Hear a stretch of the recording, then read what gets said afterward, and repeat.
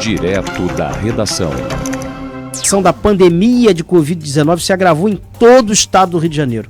O estado deixa a bandeira roxa em algumas cidades, aquela que indica risco muito alto de disseminação da Covid-19, e entra na bandeira vermelha, que sinaliza risco muito alto. Os dados constam na última edição do mapa de risco da Covid-19, que foi divulgado pela Secretaria Estadual de Saúde. Entre as regiões com bandeira vermelha estão a Baixada Litorânea, Baía de Ilha Grande e região metropolitana 2, que inclui os municípios como Maricá, Niterói e São Gonçalo. Bandeira vermelha também para Macaé, para Rio das Ostras, para Campos, para todas as demais cidades do norte e noroeste fluminense. Mas vamos tentar a reportagem. João Gabriel já está na linha, não já? Mas então o João vai ouvir. Hã? Isso. Mas João Gabriel ele vai ficar aqui, ele vai ouvir a reportagem também do mapa Covid, porque depois nós vamos desdobrar, depois nós vamos comentar. Tá no ponto da reportagem? Vamos lá.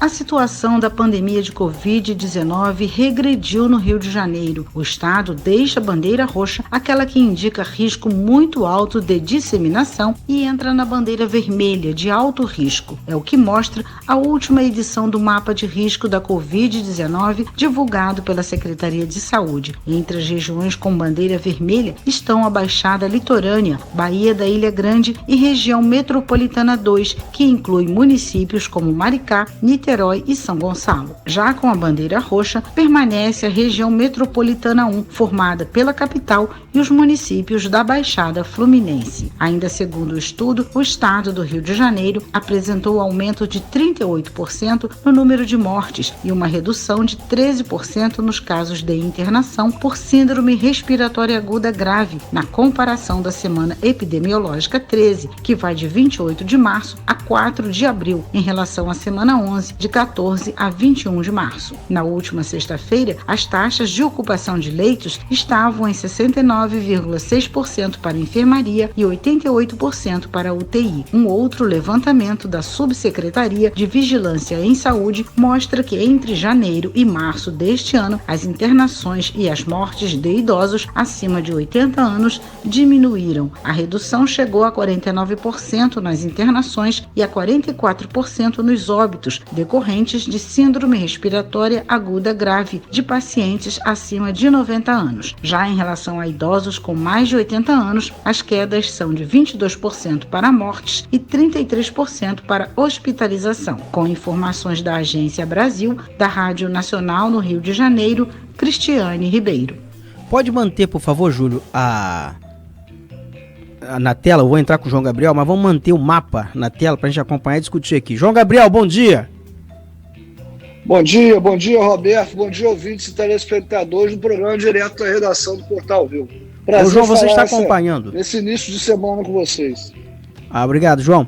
Você está acompanhando na tela aí, conosco aqui, o mapa Covid da Secretaria Estadual de Saúde. O que a gente observa? Uma grande faixa vermelha em quase todo o mapa, apenas um detalhezinho ali em bandeira roxa, que é a bandeira que é um risco um pouquinho menor do que a faixa vermelha, mas que é a região metropolitana 1, mas da Baía da Ilha Grande.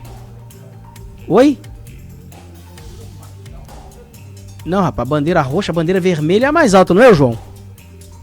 É, a bandeira roxa é a mais alta. A bandeira roxa, né? A bandeira vermelha é mais branca, depois é a laranja. Ah, tá. Então a bandeira vermelha, então nós tivemos aqui, olha só.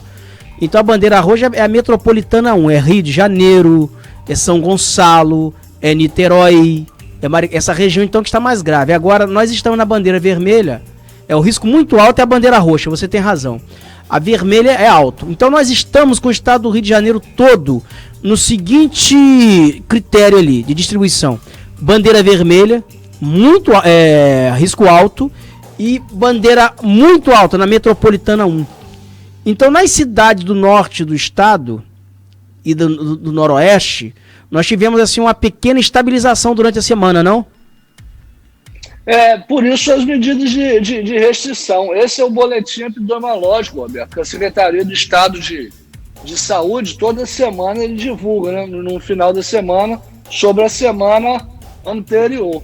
Então a gente está numa tendência chegou, que os especialistas dizem, no platô. chegou no topo do gráfico e a tendência agora é cair.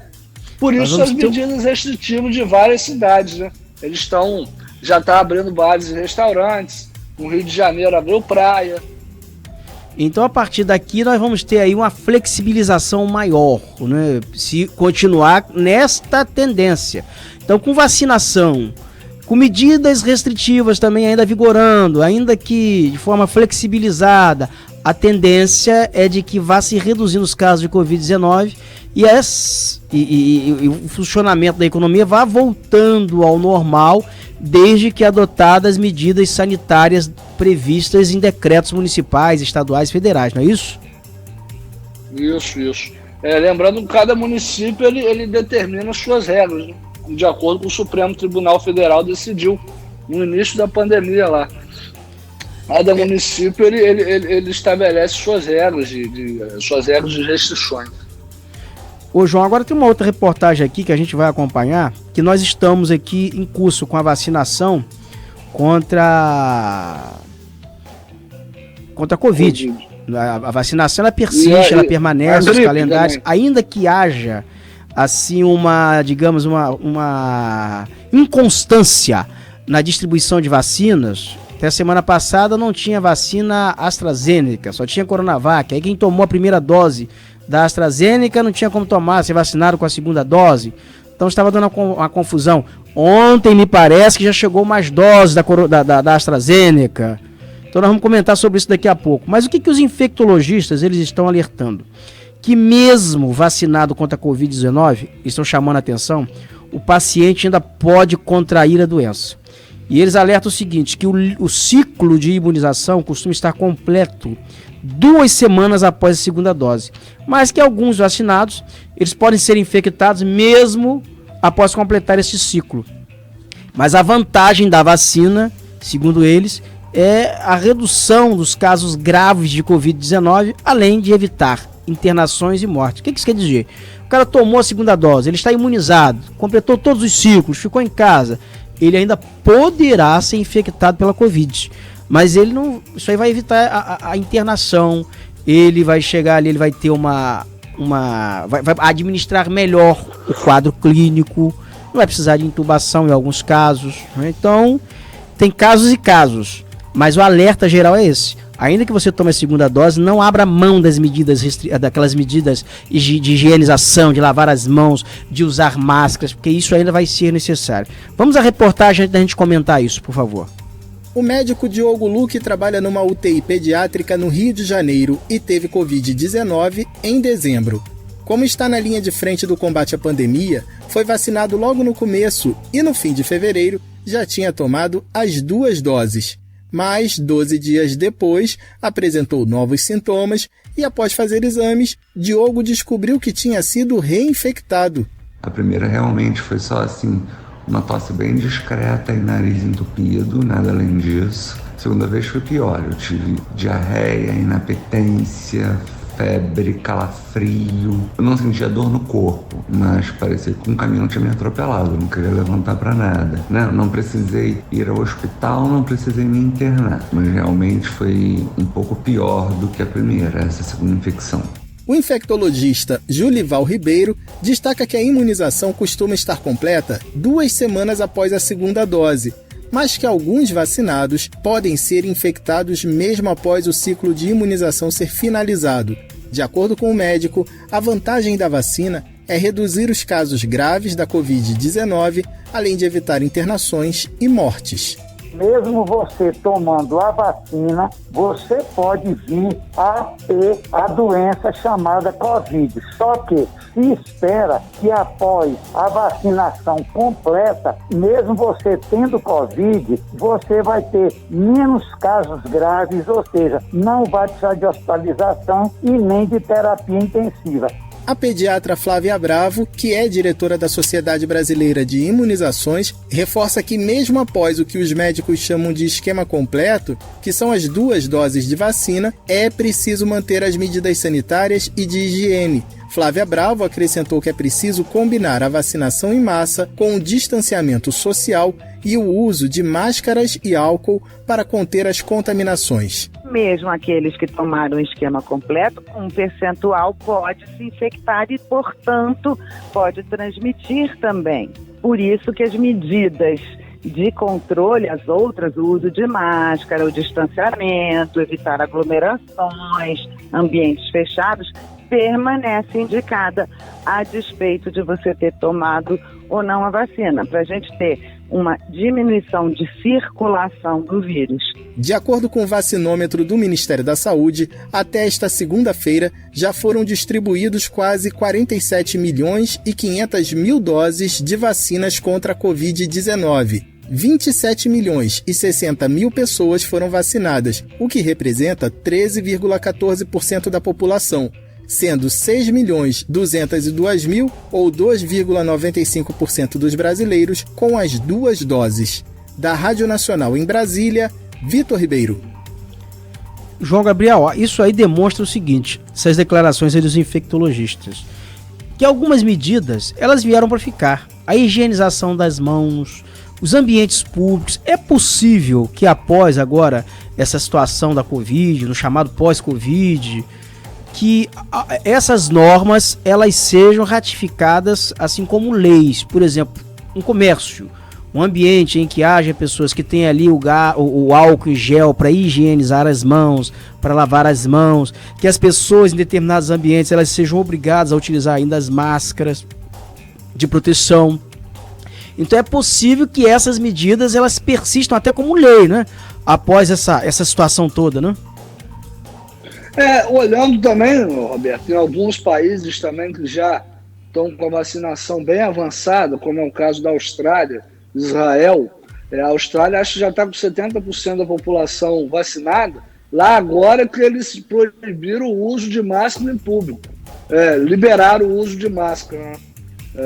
Você pode andar na rua sem máscara. A Austrália abriu antes. Mas ainda lá existem várias medidas ainda de segurança. O álcool, o que você bem explicou. E também a mão, né? Você lavar bem as mãos antes de quando chegar em casa. Essas medidas aí vão continuar ainda por um bom tempo. Essa é até uma questão histórica, porque nós tivemos aqui em 1918 no Brasil a chamada gripe espanhola, que é a influenza. A influenza que nós somos vacinados hoje, ele é uma variação da gripe espanhola, porque o vírus ele foi mutante, ele muda, né? Então é mutante, então é uma variação que nós temos aí. E hoje tem a vacina contra a gripe influenza. Daqui a pouquinho nós vamos comentar isso. O que acontece é que, terminada a gripe espanhola, o que as pessoas elas concluíram durante o período da gripe espanhola? O que provocava a proliferação da gripe? Primeiro, aquele amontoado de gente em cortiço, aquelas condições insalubres e os hábitos das pessoas. As pessoas iam para as ruas, iam ao banheiro, aí ia lá, comia, almoçava, não lavava as mãos. Esse hábito de lavar as mãos frequentemente, antes das refeições, esses hábitos de higiene, eles ficaram e persistem até hoje após a gripe espanhola em 1918. Porque a gripe espanhola ela foi combatida com medidas sanitárias. Porque você não tinha remédio para curar a gripe. Qual é o remédio para curar a gripe? Hoje você tem vacina. Na época você não tinha. Então as medidas eram sanitárias.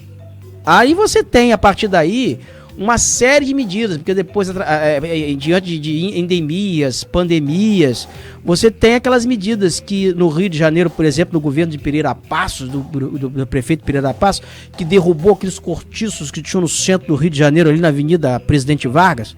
Quem vai ao Rio de Janeiro vê aquela Avenida Presidente Vargas, aquelas duas pistas, acha que foi sempre assim. Não. No passado aquilo ali era cheio de cortiço. Foi um bota abaixo, derrubou tudo. Foram onde surgiram as favelas no Rio de Janeiro. Mas são medidas que foram adotadas como medidas sanitárias para conter surtos de doenças. Gripe espanhola, varíola. Então assim, as coisas elas vão se repetindo, a gente não sabe. Eu tenho até aqui em minha mesa, João Gabriel, que é interessante, a Guerra da Vacina, que foi em 1914 no Rio de Janeiro, durante a vacinação contra a varíola. E o Oswaldo Cruz, que era o grande entusiasta da vacinação para conter a varíola, foi uma guerra danada por causa de desinformação. Teve gente que não quis tomar vacina, teve que tomar na marra, e foi assim medida policial para vacinar a população. você pensa que hoje você está vivendo no Rio de Janeiro até de 1914. Quem lê o livro não imagina, é a história se repetindo. Então, assim, período de pandemia, as coisas elas chegam para ficar, tem medidas, tem hábitos e tem reações que se repetem em relação ao passado e tem coisas que você vai ter que conviver com elas. O hábito de higiene, creio eu, que vai ser uma delas. A gente não terá como se livrar disso, para o bem de todos. João, hoje também, eu vou chamar aqui, vou aproveitar que a gente já está conversando aqui e a questão é vacina. Eu vou até antecipar esse tópico, que eu vou ter que voltar à questão da vacina hoje, porque as cidades elas já estão com o novo calendário de vacina contra a influenza e algumas já começaram a vacinação, outras estão começando hoje, nós vamos abordar isso daqui a pouquinho. Mas eu queria chamar a atenção aqui para outra coisa, que representantes do Ministério Público do Estado do Rio de Janeiro, eles se reuniram com integrantes da Secretaria de Estado de Educação e da Secretaria de Estado de Saúde para discutir o retorno às aulas presenciais nas escolas. E nas reuniões foi enfatizado que os parâmetros sanitários que permitam tanta retomada das aulas nas escolas públicas ou privadas tem que ser o mesmo. Então não vai poder adotar um critério para permitir aula na escola privada e um critério diferente para permitir aula na escola pública. Se não pode na escola pública, não vai poder também na escola privada. Pronto, final. Porque tem essa história aí, na escola pública fica em casa, mas o dono de escola privada querendo aumentar lucro, vai lá e diz que pode voltar às aulas, que ele adotou todos os hábitos de higiene, que vai manter distanciamento, conversa fiada, não vai conseguir fazer isso. E a promotoria também enfatizou o seguinte, que os protocolos sanitários a serem seguidos devem ser os mesmos para unidades tanto pública quanto privada. E esta semana volta a se ter uma reunião, portanto, até aqui, retomada de ensino de aulas presenciais em escolas do estado do Rio de Janeiro ainda estão suspensas. Tá ouvindo, João? Tô ouvindo. E deixa eu te chamar aqui para atenção para uma outra coisa. Eu estou recebendo reclamações de alunos aqui de várias cidades dizendo o seguinte, que o aplicativo da Secretaria de Estado de Educação para estudar à distância não está funcionando. Não funciona o aplicativo da Secretaria de Estado de Educação para os alunos que querem fazer o curso à distância. E algumas escolas, segundo aqui informações, como é o caso da escola CIEP Custódio Siqueira, onde fica CIEP Custódio Siqueira? Ué, cala a bolsa, é campus, hein? É campus. Tá dizendo aqui o seguinte, que não consegue funcionar o aplicativo e também se recusa a entregar material didático para o aluno estudar em casa. Como é que vai estudar o João? É difícil, né? Roberto, essa decisão da justiça de as aulas começarem juntas é importante, né? É legal a gente falar sobre isso, porque no final da primeira onda chegou-se a especular que as aulas da rede particular em várias escolas nos municípios voltaram. As aulas chegaram a voltar. Depois teve que interromper de novo, por causa dessa terceira onda. Mas é importante porque a disparidade dos alunos vai ser muito grande, Roberto, se pós-Covid. Um aluno da rede pública particular, você imagina. E tem algumas cidades, João, que precisa se chegar ali a um critério mais, digamos, mais justo no que se refere à administração, à gestão do ensino em algumas cidades. Por exemplo, Macaé, Secretaria de Educação, Municipal de Educação. Ela está sob o guarda-chuva, ela está sob a influência de pessoas, nada contra, mas está ali sob o guarda-chuva do vereador Guto Garcia, que já foi secretário de Educação. Quem é Guto Garcia? É um empresário do ensino particular. Qual o interesse que Guto Garcia tem pelo ensino público? Acho que muito pouco. O interesse dele maior nos negócios dele. Escola particular, dono do Colégio Atlântico, uma das boas escolas, uma das melhores escolas de Macaé, diga-se de passagem. E o Guto era um dos entusiastas pela volta do ensino presencial em escolas privadas. Não estava de frente, mas fomentou o negócio. Foram lá fazer pressão ao prefeito Elbert Rezende para retornar com aulas presenciais em Macaé. Só que o negócio avançou, a Covid avançou nas semanas seguintes. O Elbert chegou a ficar seduzido pela ideia, chegou a anunciar um plano de retomada que foi apresentado, mas quando a porca torceu o rabo e começou a lotar o UTI, voltou atrás, recuou de forma prudente, vamos aqui reconhecer. Mas só que o senhor Guto Garcia, na Secretaria de Educação, 29 funcionários que estavam em revezamento na Secretaria de Educação foram infectados pela Covid e a subsecretária de Educação morreu, infectada com Covid-19. Então era dentro desse ambiente anterior a esses episódios que estava pregando a volta do ensino presencial nas escolas particulares. Então olha que maluquice, olha que coisa absurda, que coisa bizarra. Então vai botar criança em sala de aula. E se contamina criança e morre criança, quem vai se responsabilizar?